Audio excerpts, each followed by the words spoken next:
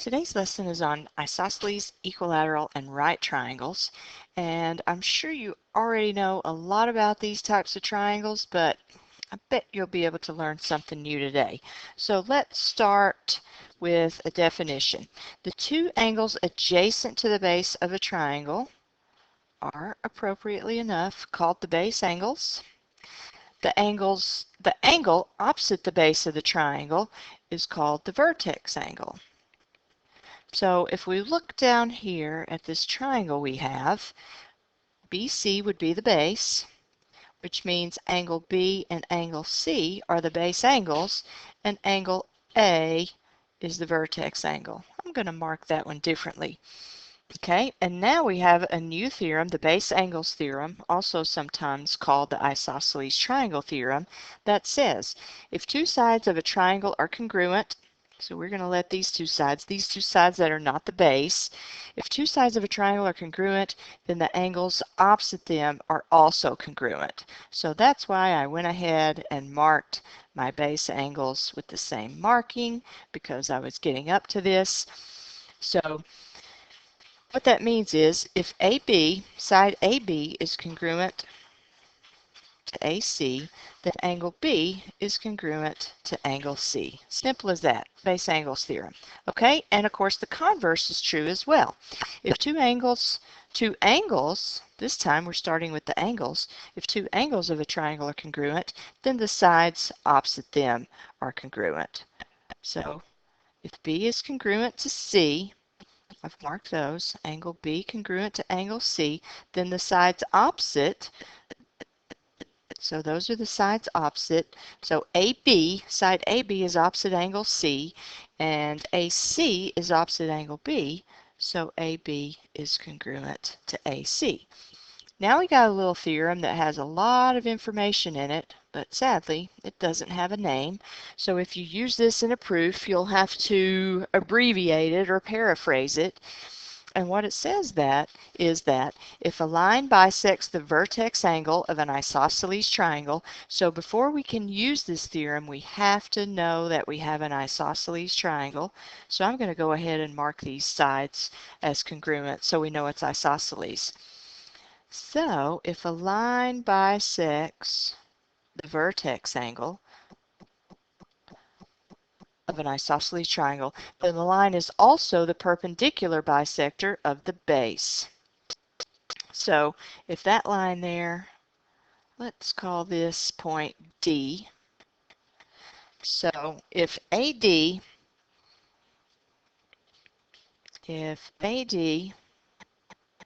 and we'll call it a line, bisects angle BAC, then what do I know? I know that it's also the perpendicular bisector of the base, so I know that AD is perpendicular to BC, and BD is congruent to CD. So a lot of good information there. So let me go ahead and mark these two parts of the base. Those are congruent because AD bisects the vertex angle. Good theorem there. Okay, so what do we have now? A blank is a theorem that can be proved easily, and that would be a corollary. A corollary is a theorem that can be proved easily using another theorem. Since a corollary is a theorem, you can use it as a reason in a proof. So in addition to our definitions, postulates, and theorems, we now have corollaries that we can also use as reasons. But corollaries are theorems, so they just have another name.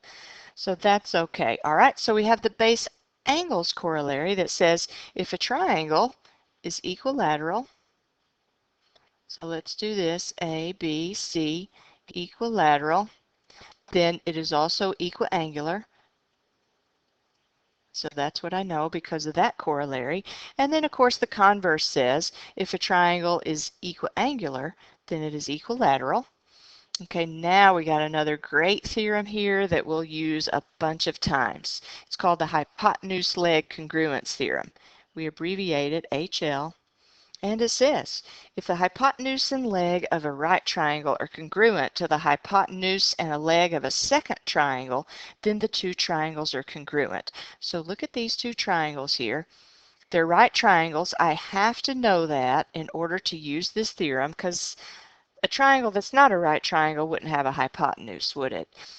So I got two right triangles here. If BC is congruent to EF, a leg in another triangle, and AC is congruent to DF, the hypotenuse in that other triangle, then I can say by the HL theorem that triangle ABC is congruent to triangle DEF.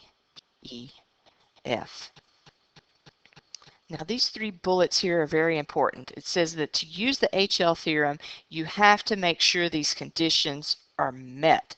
And if you're doing a proof, you have to make sure that there are statements in your proof that say these things before you can use the HL theorem as a reason. Number one, triangles have to be right triangles. So somewhere in your proof, you got to have a statement that says triangle ABC and triangle DEF are right triangles. However you know that, I'm not sure, but that has to be a statement. Then you must have a statement that says the triangle's hypotenuses are congruent, and you must have a statement that shows that one pair of legs in the two triangles are congruent. Okay, so let's see what we got left here. I think maybe just a bunch of practice. So let's start on this. Let's do some examples here. Find the values of x and y. Okay, well this first one here doesn't have an x in it, so we just need to find the value of y. Okay, I know that angle there measures y. How do I know that? Because these two sides are marked as congruent, and the little triangle on the left is an isosceles triangle, so I know that this angle right here measures 70 degrees by the base angles theorem. So let's see, what do I need to do here? I'm just going to fill in the things I know. I know this is 110 degrees, right? That's 110 because 70 and that angle are a linear pair.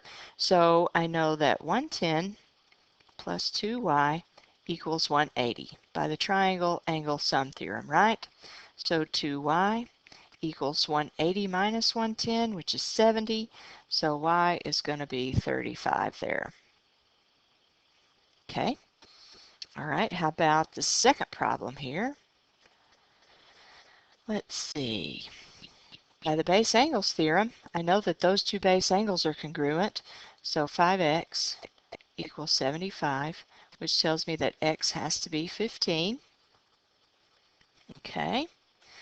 And so if both of those base angles measure 75, I know that 2 times 75 plus 3y equals 180, right? Triangle angle sum theorem. So 3y equals 180 minus 150, and that is 30. Therefore, y has to be 10 by the division property of equality. All right, why don't you pause here and work this next one, and then come back and I'll have the solution put up for you. Okay, so you see what I did here. First thing I had to realize is that this triangle in the middle, because it's equilateral, it's also equiangular, right? That's one of our corollaries. So I fill in all the measures of those angles, which helps me to figure out what the measure of this angle is. How? Because I know the 70 and the 60 and this angle right here are a straight angle, and so that's how I arrived at 50 degrees for that angle. And then I know that triangle on the left, the base angles are congruent, which led me to this equation, which gave me the answer of y equals 65. If you need further explanation on any of those, then put a star here, highlight them, or whatever you need to do so that we can talk about them more next time. Okay, we got a proof here, and then just some problems for you to practice on your own. So let's go ahead, put our statements and our reasons. course, we're going to put all the given information first. RV is congruent to ST, and angle RTV and angle SVT are right angles, and that's all given. So let me just, I'm going to mark those sides with a different color here. RV and ST are congruent. And hey, look, those are the hypotenuses of two right triangles. So I feel like I'm probably going to use the Hl theorem here. So if you want to pause and try to do this by yourself and then check it, you can. Otherwise, I'm just going to talk right on through it. Okay, so we know we've got right triangles. That's already stated. Remember, the other two conditions are we got to know that a pair of hypotenuses are congruent. That's already stated because those are right there. So if we just had a pair of legs that are congruent, then we'd have this thing. Well, we do, right? Do we not have this leg here, TV? It's part of both triangles, right? So what I'm going to do is I'm going to use my old friend, the reflexive property, and I'm going to say TV is congruent to itself. That's going to be the reflexive property of congruence. And so I have it. Wait a minute. I forgot something, didn't I? I forgot to look at this. I have it here that these are right angles, but I've got to state in my proof that these are right triangles. So let me get rid of this. Sorry about that. Got to back up just a little bit because remember our proof has to say that we've got right triangles. So I'm going to say triangle RTV and triangle SVT are right triangles. And how do I know that? Because of the definition of a right triangle. Now I'm ready to go. Almost made an oversight there. Now I can go back and say TV. It's congruent to itself by the reflexive property of congruence. And that gives it to me. I've got the pair of hypotenuses, a pair of legs, which happens to be a shared leg. So I know that triangle RTV is congruent to triangle SVT by the hypotenuse leg theorem. And that's all you got to do. All right, here are your practice problems. Go ahead and do these. Come back and I'll have your answers up for you. And let me see. Oh my goodness, we actually have two more proofs. Two more proofs there. So I really want you to try to do these proofs on your own, but I will also put the solutions up for those too. So pause here and try to do these next practice problems and proofs on your own. All right, here are the solutions for your practice problems. I think these are pretty straightforward, maybe except for number 6 here. So let's look at this for a second. They've got two sets of sides of the triangles marked as congruent, TU and RS, which tells me that angle T here, and that was Lulu. So what I was saying is angle T here is congruent to angle QRS, which is this one here. Why? Because they're corresponding angles. And then RU is parallel to QS. So again, because this angle here and this angle here are corresponding, they're congruent. But that's really all the information we know, right? We don't know anything about any of the legs. They're not marked as congruent.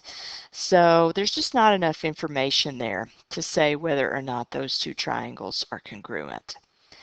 And for your proofs, take a good look at this one, it was pretty straightforward. I'll let you have a second to look at what I've written here.